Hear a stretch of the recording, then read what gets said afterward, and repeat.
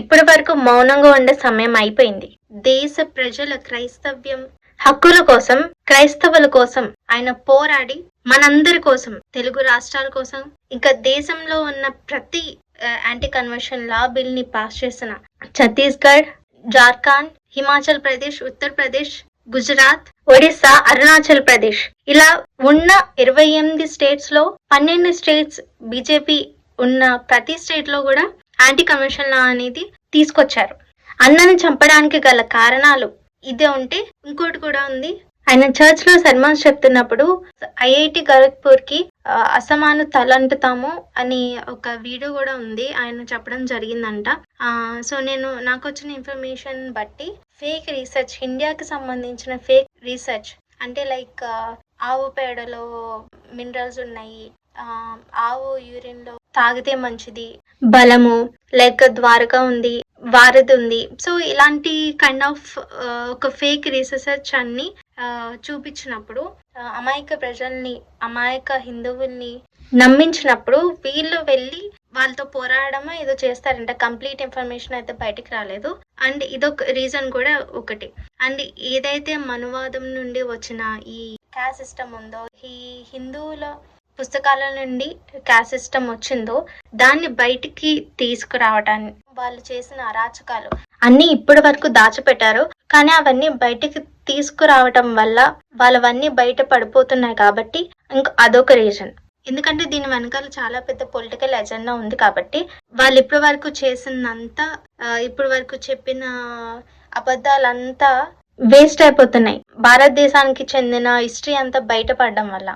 ఆయన పోరాడిందల్లా క్రైస్తవుడే ఈ ఇండియాకి మేలు చేశాడు, క్రైస్తవుడు వల్లే అన్నీ వచ్చాయి, క్రైస్తవుడు వల్లే బట్టలు వేసుకోగలుగుతున్నాము, క్రైస్తవుడు వల్లే హక్కులు వచ్చాయి, క్రైస్తవుడు వల్లే విద్య, వైద్యం, మంచి గుర్తింపు, మంచి జీవితం ప్రతి ఒక్కరికి వచ్చింది, అడుగంటూ పోతున్న ఇండియాని పైకి తీసుకొచ్చింది క్రైస్తవులు అనే జ్ఞానాన్ని పంచడం వల్ల అందరికీ తెలిసిపోతుంది, వాళ్ళ గుట్టు రట్టయిపోతుంది అని చెప్పేసి అదొక రీజన్ కూడా. నాకు తెలియక అడుగుతాను, ఇది యాక్సిడెంట్ అని అన్నప్పుడు ఐప్యాడ్, మ్యాక్బుక్ ఎందుకు సీజ్ చేయాలి, ఎందుకు పోలీసుల దగ్గర పెట్టుకోవాలి?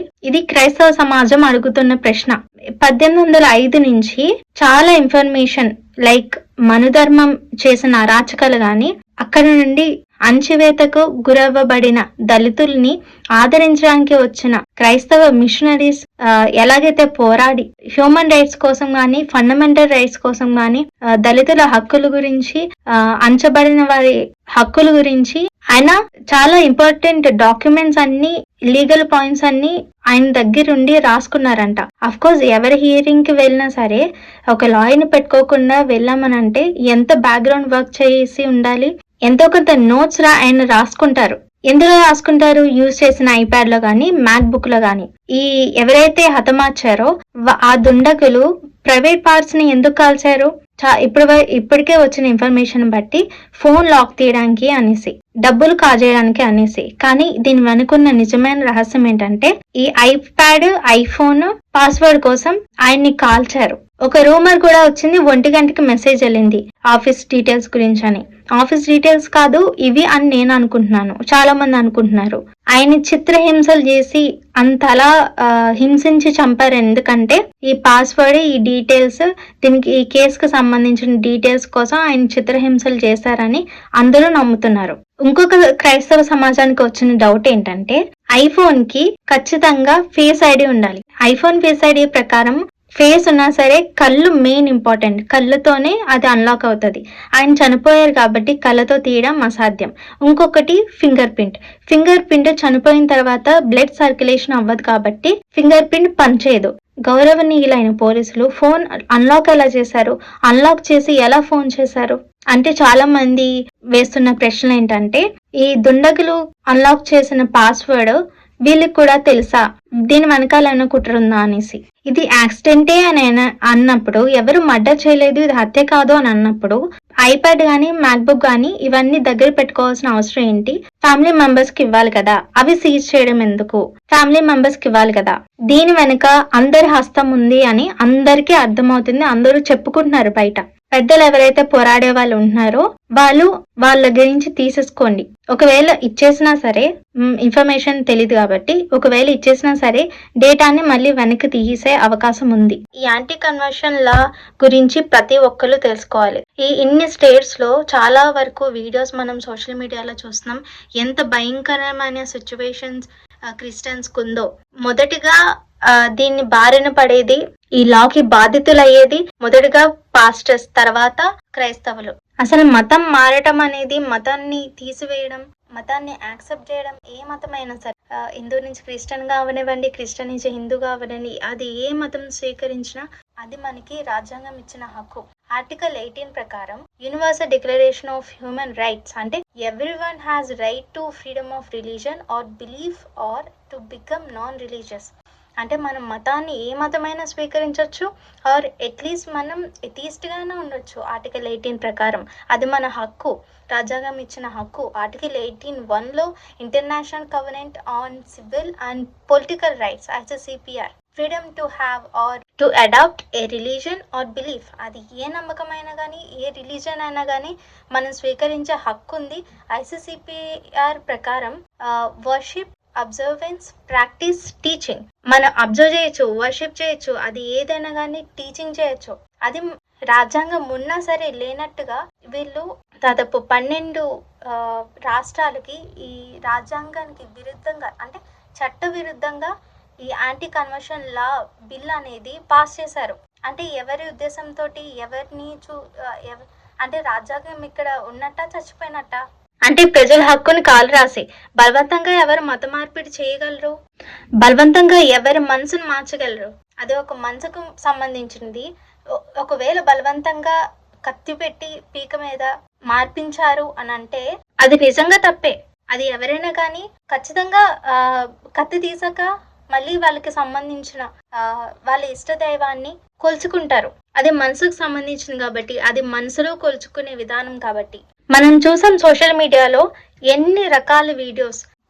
ఎవరైనా ఈ బిల్లు పాస్ చేసిన తర్వాత ఈ 12 రాష్ట్రాల్లో దుస్థితిని చూస్తే పాస్టర్స్ మీద రకరకాల లేనిపోని తప్పుడు కేసులు, ఎలాగైతే అజయ్ బాబు గారి మీద తప్పుడు కేసు, ఒక ఫేక్ పాస్టర్ గారిని తీసుకొచ్చి కేసు పెట్టించారో, సేమ్ అలాగే తప్పుడు కేసులు పెట్టి ఎన్నో వేల కేసులు పెట్టి లోపలేయించిన విధానం బిల్లును కనుక పాస్ చేస్తే బలవంతంగా మత మార్పులు చేస్తున్నారు అనేసి తప్పుడు కేసులు పెట్టి పాస్టర్స్ అందరినీ జైల్లోకి పంపిస్తారు, చర్చిలోకి వచ్చి దాడులు చేస్తారు. మొన్న మొహినాబాద్ లో ఇష్టానుసారంగా వచ్చి ఈ హిందువులు వచ్చి లోపలవన్నీ పగలు కొట్టేసి విశ్వాసులందరినీ చెదరగొట్టి వాళ్ళని కొట్టి చర్చిని ధ్వంసం చేశారు. ఎక్కడ పడితే అక్కడ దారుణాలు ఇప్పటికే జరుగుతున్నాయి. రోడ్డు మీద ఏదైనా క్రిస్టియన్ ర్యాలీ జరిగినప్పుడు బైబిల్స్ ని తీసి పారేసి మైక్స్ నేల మీద కొట్టి అసభ్యంగా మాట్లాడుతూ, బూతులతో అశ్లీలంగా మాట్లాడుతూ వాళ్ళని కొడుతున్నారు, తిడుతున్నారు, పేడ నీళ్లు మీద పోస్తున్నారు. ప్రార్థనా సమావేశాలు పెట్టుకోనివ్వరు. అది ఇండ్లలో అయినవ్వండి. ఉత్తర రాష్ట్రాల్లో చూస్తే గనక ఎవరైనా ప్రార్థన పెట్టుకుంటే గనక బుల్డోజర్తో ఇల్లుని నాశనం చేస్తామని బెదిరించడాలు, ఎక్కడా కూడా ప్రేయర్స్ పెట్టుకోనివ్వకుండా ఆటంకం చేయడం, చిత్ర హింసలు పెట్టడం, బలవంతంగా మత మార్పిడి చేశారు అని కేసు పెడితే గనక 3 ఏళ్ళు జైలు శిక్ష, 10 నుంచి 50,000 వరకు జరిమానా వేస్తారు. ఎవరైనా కానీ మతం మారుతున్నారు అని అనుకుంటే గనక అదేదో పెద్ద జాబ్ అప్లికేషన్ లాగా MRO కానీ ఎవరికో ఒకరికి గవర్నమెంట్ కి దరఖాస్తు పెట్టుకోవాలి. అది అప్రూవ్ అయితేనే మనకు మనసుకు సంబంధించిన మతాన్ని స్వీకరించవచ్చు అనమాట. ఇదేం దరిద్రమైన లా అంటే, మనం ఒక రోబోట్స్ మనకు మన జీవితం మీద కానీ మన మనసు మీద కానీ ఎలాంటి హక్కు లేదు. దీని వెనకాల బలమైన పొలిటికల్ ఎజెండా ఉంది.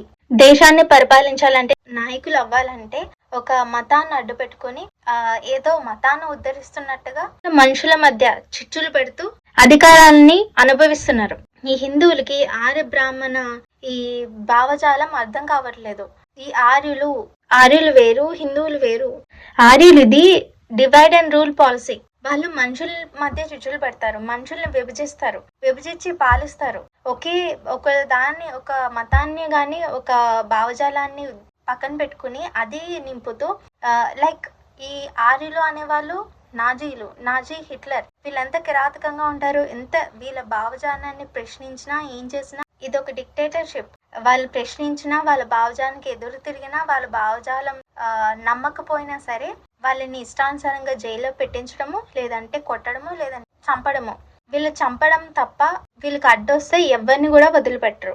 వీళ్ళ చుట్టూ కానీ వీళ్ళ దేశం అంతా కానీ వీళ్ళ భావజాలం ఉన్న మనుషులే ఉండాలి, మిగతా వాళ్ళు ఎవ్వరూ ఉండకూడదు. వాళ్ళ మీద వీళ్ళు పరిపాలించాలి. ఒక ఫేక్ మూఢనమ్మకాలతో పరిపాలించే ఒక గ్రూప్ అన్నమాట ఇది. ఇదంతా పక్కన పెడితే ఉత్తర భావజాలను అంతా తీసుకొచ్చి ఇక్కడ రుద్దాలని చూస్తున్నారు. అక్కడ ఎలాగైతే కాషాయ వస్త్రాలు వేసుకున్న నాయకులు ఉంటారో ఇక్కడ కూడా అలాగే దింపి వీళ్ళు కొట్టుకుని చావాలని చెప్పేసి అక్కడ లాస్ అన్ని తీసుకొచ్చి ఇక్కడ ఇంప్లిమెంట్ చేయాలి అని చెప్పేసి అన్న ఒక లావిష్ స్విమ్మింగ్ పూల్ ఉండే ఒక మంచి ఇల్లుని పర్చేస్ చేసి ఇది కాదు అసలైన జీవితం, ఇది కాదు అసలైన కళ అని చెప్పేసి దేశం మీద ఉన్న మమకారంతో క్రైస్తవుల మీద ఉన్న జాలితోటి ఆయన స్వార్థం చూసుకోకుండా మనందరి కోసం మనం ఇబ్బంది పడకూడదని చెప్పేసి మనం నరకం అనుభవించకూడదని చెప్పేసి ప్రతి క్రైస్తవుడి కోసం ప్రతి పాస్టర్ కోసం ఈ రోజున మెగా పాస్టర్లు లక్షల రూపాయల సూట్లు వేసుకున్న పాస్టర్లు ఇంట్లో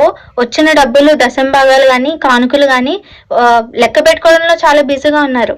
వాళ్ళే మెయిన్ టార్గెట్. ఫస్ట్ అలాంటి వాళ్ళ మీద కేసులు పెట్టి అలాంటి వాళ్ళని ఇబ్బందికి గురి చేసి వాళ్ళ చర్చలు ముగించిన తర్వాత చిన్న వాళ్ళు మీద పడతారు. చిన్న వాళ్ళకి బెయిల్ తెప్పించుకోవడానికి కూడా డబ్బులు ఉండవు. చాలా కష్టం మీద వాళ్ళు దేవుని సేవ చేస్తారు, దేవుని పిలుపుకి లోబడి. అలాంటి వారికి రాబోయే కాలంలో బహుభయంకరమైన శ్రమలు. లక్షలు ఖరీదు చేసి వేసుకునే సూట్లు, బిజినెస్ చేసే ఈ పాస్టర్లు, ర్యాంప్ వాకులు చేసే పాస్టర్ని వాళ్ళని ఆదరించడం, వాళ్ళ చర్చకి వెళ్ళడం మానేసేయండి. మనకి వాళ్ళు ఏ రీతిగానూ సహాయపడరు. ఏ రీతిగా కూడా మన బైబిల్లో మన దేవుడు చెప్పినట్టుగా ఏ చారిటీస్ చెయ్యరు, వాళ్ళు ఏ సహాయం చెయ్యరు, బీదలను ఆదుకోరు, క్రైస్తవులకి అన్యాయం జరుగుతుంటే మాట్లాడరు, ముందుకొచ్చి పోరాడరు. అవసరమైతే మనల్ని ముందుకు నెడతారు తప్ప. ఒక గొంతును ఆపేద్దాం అనుకున్నారు, కొన్ని కోట్ల గొంతులు లేవనెత్తుతున్నాయి. ఒక ప్రవీణాన్ని చంపితే ఇది ఆగిపోతుంది అనుకుంటున్నారు, కొన్ని కోట్ల మంది ముందుకొచ్చి దీని గురించి పోరాడడానికి రెడీగా ఉన్నారు. మనం మన హక్కుల్ని కాపాడుకుందాం. మన హక్కుల్ని కాపాడుకోవడానికి మనమే ముందుకెళ్ళాలి, కానీ మన కోసం ఎవరు పోరాడరు. నిజమే, వ్యవస్థలన్నీ వాళ్ళ చేతుల్లోనే ఉన్నాయి, వాళ్ళు అనుకున్నది చేయగలరు. కానీ జరగబోయే విధ్వంసాన్ని, జరగబోయే అన్యాయాన్ని మాత్రం అరికట్టడానికి ఖచ్చితంగా మనం ఫైట్ చేయాలి. ఒకటి గుర్తుపెట్టుకోండి, ఆ ఉన్న వ్యవస్థలన్నీ మన కోసం పని చేయడానికే ఉన్నాయి, మన కిందే ఉన్నాయి. ఆయన ప్రాణ త్యాగానికైనా ఈ బిల్లు రాకుండా మనం మన కోసమే పోరాడతాము. ఇప్పుడు ఎవరైతే లాయర్ని అపాయింట్ చేశారో ఆ వ్యక్తికి పరిశుద్ధాత్మ శక్తి ఉండులాగున ప్రార్థన చేయండి. ఎందుకు చూస్ చేసుకోలేదు ఒక లాయర్ని? ఎందుకంటే ఆయనకి ఇచ్చిన జ్ఞానం ఎంతో, ఆయన లాంటి వారు ఇంకెవరు లేరు అని అనుకుంటున్నారు, కానీ ఆ జ్ఞానం ఇచ్చింది పరిశుద్ధాత్మ దేవుడు. ప్రతి క్రైస్తవుడు మోకరించి ఉపవాసంతో ప్రార్థన చేయండి. ప్రతి క్రైస్తవుడు గొంతెత్తి పోరాడండి.